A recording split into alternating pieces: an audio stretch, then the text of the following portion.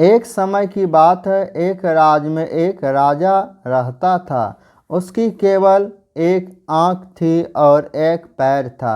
इन कमजोरियों के बाद भी वह एक कुशल, दयालु और बुद्धिमान शासक था। उसके शासन में प्रजा बहुत खुशहाल जीवन व्यतीत कर रही थी।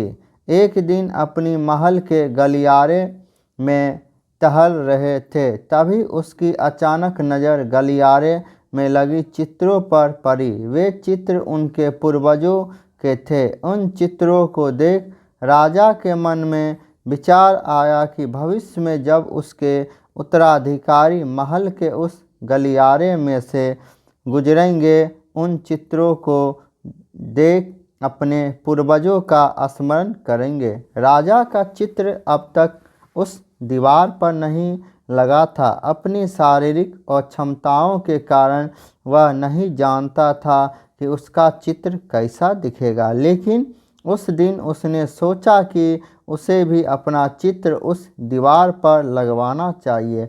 अगले दिन उसने अपने राज्य के श्रेष्ठ चित्रकारों को दरबार में आमंत्रित किया। दरबार में उसने घोषणा की कि वह महल में लगवाने के लिए अपना सुंदर चित्र बनवाना चाहता है। जो उसका सुंदर चित्र बना सकता है वह चित्रकार आगे आए।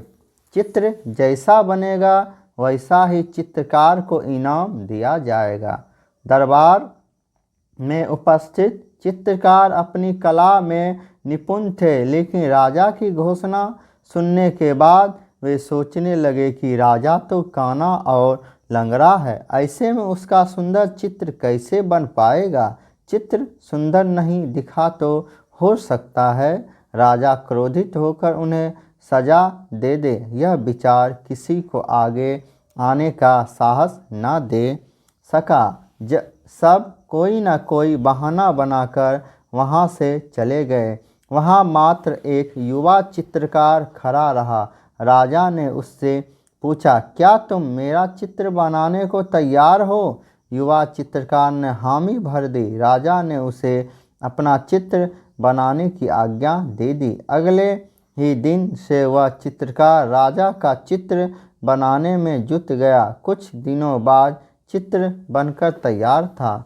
जब चित्र के अनावरण का दिन आया तो दरबार में दरबारी सहित वे सभी चित्रकार भी उपस्थित हुए जिन्होंने राजा का चित्र बनाने से इनकार कर दिया था। सभी उत्सुकता से चित्र के अनावरण की प्रतीक्षा कर रहे थे। जब चित्र का अनावरण हुआ तो राजा सहित सबके मुंह खुले के खुले रह गए। चित्र बहुत ही सुंदर बना था। उस चित्र में राजा दोनों तरफ पैर कर घोड़ा पर बैठा हुआ था, जिसे एक ओर से चित्रित किया गया था और उसमें राजा का एक ही पैर नजर आ रहा था। साथ ही राजा धनुष चढ़ाकर एक आंख बंद कर निशाना साध रहा था, जिससे उसके काने होने की कमजोरी भी छुप गई थी। यह चित्र देखकर राजा बहुत प्रसन्न हुआ। चित्रकार ने अपनी बुद्धिमत्ता से उसकी अक्षमताओं को छुपाकर एक बहुत सुंदर चित्र बनाया था।